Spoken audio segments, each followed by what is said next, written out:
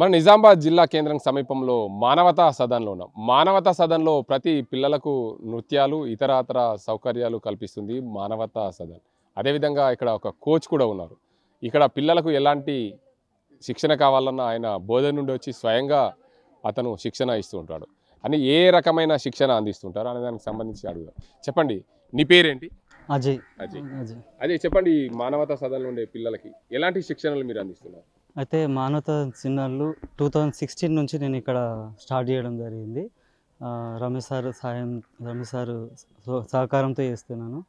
అయితే వీళ్ళకి ఈ కళ రాదు, ఈ కళలో మాకు టాలెంట్ ఉందా లేదా అనే సిచ్యువేషన్లో మీలో కూడా ఒక టాలెంట్ ఉంది అని నిరూపించేలాగా వాళ్ళకు ఫోక్ డ్యాన్స్, తర్వాత సందేశాత్మక గీతాలు ప్రతి ఒక్కరికి అట్లా నేర్పించి, తర్వాత అందరికీ కూడా చిన్నపిల్లలు ఫస్ట్ క్లాస్ నుంచి డిగ్రీ ఇంజనీరింగ్ పిల్లలు కూడా ఇక్కడ డప్పు డ్యాన్స్ చేస్తారు.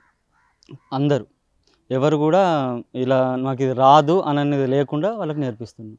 ప్రధానంగా రేపు వచ్చేది స్వాతంత్ర దినోత్సవం 15 ఆగస్టు. ఆ 15 ఆగస్టు కోసం ఏం నేర్పిస్తున్నాం? వాళ్ళకు మొత్తం 120 మంది పిల్లలతోని మేము పెరేడ్ గ్రౌండ్స్లోకి ఇండిపెండెన్స్ డేకి వాళ్ళకు మొత్తం ఒక 15 మినిట్స్తోని వాళ్ళకు ఒక డ్యాన్స్ నేర్పిస్తున్నాము విత్ పిరమిడ్స్. అందరు కూడా పిరమిడ్స్తోని చక్కగా డ్యాన్స్ చేయడానికి వాళ్ళని ప్రిపరేషన్ ఇస్తున్నాం. ఇప్పుడు అంటే ఈ ఒక 15th ఆగస్టుకే కాకుండా సమ్మర్లో ఎలాంటి శిక్షణ అందిస్తారు? సమ్మర్లో కూడా అంటే 4 విధాలుగా వాళ్ళకు నేర్పిస్తాము.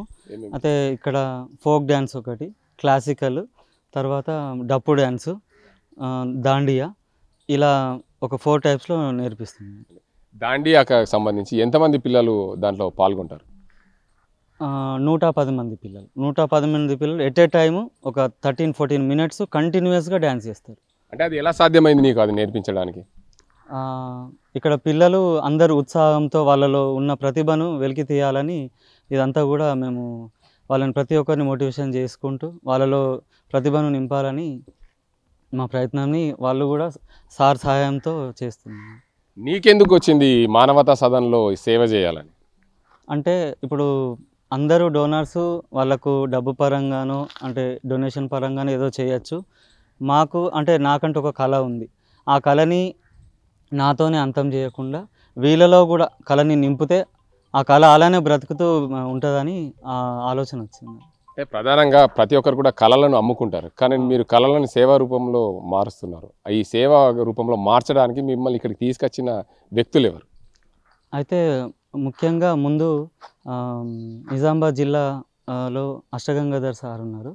ఆ సార్ ఇక్కడ ఫస్ట్ పరిచయం చేశారు. పరిచయం చేసిన తర్వాత అక్కడి నుంచి నేను కంటిన్యూషన్గా ఇక్కడ అందరికి నేర్పిస్తున్నాను. అంటే 2016 నుంచి గత 9 సంవత్సరాలుగా ఇక్కడ నేర్పిస్తున్నాను అందరికీ. 9 సంవత్సరాలుగా ఎంతమంది పిల్లలకి, అంటే ఈ మానవతా సదన్లో చదివిన పిల్లలు బయటికి వెళ్ళిన వారు ఎవరైనా ఉన్నారా? ఉన్నారు, చాలామంది ఉన్నారు.